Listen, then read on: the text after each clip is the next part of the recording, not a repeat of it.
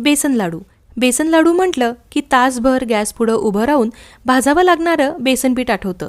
तूप कमी तर पडत नाहीये, टाकू की नको टाकू हा प्रश्न मनात सतत येतो. आज आपण अगदी सोप्या पद्धतीने आणि योग्य प्रमाण वापरून मस्त मऊ दाणेदार तोंडात टाकताच विरघळतील असे बेसनाचे लाडू कसे बनवायचे ते पाहणार आहोत.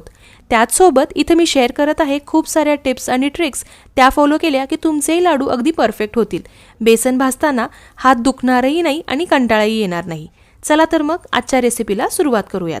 इथं मी अर्धा किलो बेसन पीठ वापरत आहे. हे विकतचं बेसन पीठ इथं मी यूज करत आहे. तुम्ही डाळीपासूनही बेसन पीठ बनवू शकता. हे बेसन पीठ इथं मी चाळून घेतलं आहे. त्याचसोबत इथं मी 400 ग्राम पिठी साखर घेत आहे. पिठी साखरसुद्धा आपल्याला चाळून घ्यायची आहे. त्यानंतर इथं 200 ग्राम मी साजूक तूप वापरत आहे. तर हे झालं वजनी प्रमाण. आता घरामध्ये जो मेजरिंग कप असतो त्या मापाने आपण एकदा पाहूयात. तर 1.25 कप इथं साजूक तूप भरलं आहे, 5 कप इथं बेसन पीठ भरलं आहे आणि 2.5 कप पिठी साखर इथं या कपच्या मेजरमेंटनी भरत आहे. गोडीप्रमाणे पिठी साखर इथं तुम्ही कमी जास्ती करू शकता. आपण आता बेसन भाजायला घेऊयात. तर इथं मी जाड बुडाची आणि मोठी कढई वापरत आहे. कढई मोठी वापरली की बेसन व्यवस्थित हलवता येतं आणि एकसारखं भाजताही येतं. आपण आता यामध्ये तूप घालूयात. तर जेवढं तूप आपण घेतलंय त्यातल्या 3/4 तूप आपण यामध्ये घालणार आहोत. बाकीचं तूप आपल्याला तसंच ठेवायचं आहे. गॅसची फ्लेम इथं अगदी लो ठेवली आहे. तूप वितळून द्यायचं आणि मग त्यामध्ये आपण बेसन पीठ घालायचं. बेसन भाजताना गॅसची फ्लेम बिलकुल कमी जास्ती करायची नाही. गॅसच्या लो फ्लेमवरच आपल्याला हे बेसन एकसारखं छान असं भाजून घ्यायचं आहे. बेसन तुपामध्ये भाजत असताना त्यामध्ये होतात गाठी आणि मग उलटण्यानेच आपण त्या गाठी फोडत बसतो आणि त्यामध्ये भरपूर वेळ जातो आणि हातही दुखू लागतो. तर तसं न करता जो आपल्या घरामध्ये पेला असतो किंवा ग्लास असतो तो घ्यायचा आणि त्यांनी या गाठी फोडायच्या. असं केल्याने गाठीही लवकर फोडल्या जातात, बेसन एकसारखं होतं, व्यवस्थित हलवता येतं आणि एकसारखं भाजलंही जातं. आता एकदा गाठी फोडल्या म्हणजे परत होणार नाही असं नाही. यामध्ये आपण राहिलेलं थोडं तूप टाकलं की पुन्हा यामध्ये गाठी होतील. त्या अशाच पद्धतीने फोडून घ्यायच्या, बेसन एकसारखं करून घ्यायचं आणि पुढे भाजून घ्यायचं. तर इथं 20 मिनिटं झाली आहेत. मी हे बेसन पीठ भाजत आहे. साईडला ठेवलेलं 2 चमचे तूप आपण यामध्ये घालूयात आणि पुढे असंच हे बेसन पीठ भाजून घेऊयात. सुरुवातीलाच बेसन भाजताना जर आपण सगळं तूप इथं यूज केलं तर बेसन तर ते तूप सगळं ॲब्झॉर्ब करतं आणि पुढे बेसन भाजताना आपल्याला बेसन कोरडं वाटू लागतं. मग त्यामध्ये आपण आणखी 2 चमचे तूप टाकतो. पुढे बेसन भाजताना जर ते आपल्याला व्यवस्थित हलवता आलं नाही, कलर नीट आपल्याला पाहिजे नसा चेंज झाला नाही की आपण पुन्हा त्यामध्ये थोडंसं तूप टाकतो. असंच थोडं थोडं तूप टाकत मग बेसनामध्ये तुपाचं प्रमाण जास्ती होतं. मग शेवटी तुम्ही कितीही गोल लाडू बांधण्याचा प्रयत्न केला तरी मग ते बसतात. म्हणूनच एकदम तूप न वापरता थोडं थोडं करत इथं मी तूप वापरलं आहे आणि बेसन छान एकसारखं असं भाजून घेतलं आहे.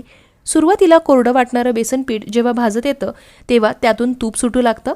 तर तुम्ही इथं पाहताय हे बेसन पीठ छान असं भाजलं गेलं आहे. यालाही तूप सुटू लागलं आहे. कलरही याचा थोडा गडद झाला आहे. या मोमेंटला आपण यामध्ये घालणार आहोत 3 ते 4 चमचे पाणी. पाणीऐवजी तुम्ही दूध देखील यामध्ये यूज करू शकता. असं केल्याने आपलं बेसन दाणेदार होतं आणि मग लाडू खाताना टाळ्याला तो चिटकत नाही. तर पाणी घातल्यावर हे व्यवस्थित एकत्र असं छान असं हलवून घेतलं आहे. कढई इथं भरपूर गरम आहे. गॅसच्या मंद आचेवर सतत हलवत इथं हे बेसन एकसारखं असं भाजून घेतलं आहे. कुठं करपट तर कुठं कच्चं असं हे बिलकुल राहिलं नाहीये. बेसन भाजल्याचा मस्त सुगंध घरामध्ये तुम्हाला येईल. तर तुम्ही इथं पाहताय असं इथं मी हे बेसन भाजून घेतलं आहे. गेले 40 मिनिट मी इथं हे बेसन भाजत आहे. आपण आता गॅस बंद करूयात आणि हे भाजलेलं बेसन आपण लगेच एका परातीमध्ये काढून घेऊयात. कढईमध्ये बिलकुल ठेवायचं नाही. कढई भरपूर गरम आहे. गॅस बंद करूनही तुम्ही कढईमध्ये तसंच बेसन ठेवलं तर ते करपेल. तर इथं हे सर्व बेसन परातीमध्ये काढून घेतलं आहे आणि असं मी याला स्प्रेड करून घेत आहे. आपण हे पूर्ण थंड होऊ देणार आहोत. एक पाऊण तासातच भाजलेलं बेसन पीठ नॉर्मल टेम्परेचरवर येतं. अगदी हलकंसं कोमट असं हे आहे. यामध्ये आपण घालूयात पिठी साखर. इथं ही पिठी साखर चाळून घेतली आहे. पिठी साखरेसोबतच इथे मी घालत आहे अर्धा चमचा विलायची पावडर. विलायची पावडर घातल्याने बेसनाचे लाडू चवीला आणखी छान असे लागतात. आपण आता हे सर्व एकत्र व्यवस्थित मिक्स करून घेऊयात. बेसन पीठ आणि पिठी साखर हातावर अशी छान चोळून घ्यायची. असं केल्याने हे व्यवस्थित एकत्र मिक्सही होतं आणि यामध्ये झालेल्या गाठीही फुटतात.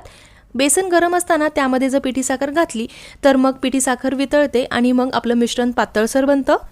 तर इथं बेसन पीठ आणि पिठी साखर हातावर छान चोळत आपण हे मिश्रण एकत्र व्यवस्थित मिक्स करून घेऊयात. आपण आता लाडू बांधायला घेऊयात.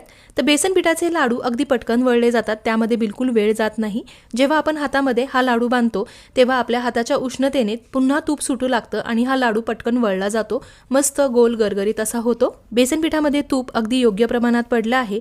लाडू वळताना खूप जास्ती तूप सुटत नाहीये आणि लाडू बांधल्यावर बिलकुल तो बसका होत नाहीये. बेसन पीठ भाजतानाच हलकासा गडद कलर येतोपर्यंत भाजायचं, म्हणजे पिठी साखर घातल्यावर जरी त्याचा कलर फिक्का झाला तरी आपल्या लाडूला छान सोनेरी कलर असा येतो. तर तुम्ही इथं पाहताय मस्त गोल गरगरीत असे हे लाडू इथं झाले आहेत. अगदी योग्य प्रमाणात तूप वापरल्याने लाडू बांधताना बिलकुल जास्ती तूप सुटलं नाही, त्यामुळे हे लाडू बसले नाहीत आणि पुन्हा बांधण्याचीही गरज लागली नाही. तर मस्त गोल गरगरीत असा हा लाडू झाला आहे. तर अशा पद्धतीने मस्त मऊ दाणेदार बेसनाचे लाडू इथं आपले तयार आहेत. या व्हिडिओत सांगितलेली बेसन भाजण्याची ट्रिक तुम्ही वापरल्यास बेसन भाजण्याचा तुम्हाला कधीच कंटाळा येणार नाही आणि हातही दुखणार नाही. आजचा हा व्हिडिओ तुम्हाला आवडल्यास आणि जराही उपयोगी वाटल्यास व्हिडिओला नक्की लाईक करा, तुमच्या मित्रमैत्रिणींसोबत शेअर करा. चला तर मग पुन्हा भेटूयात अशाच मस्त रेसिपीज सोबत. तोपर्यंत bye bye and take care.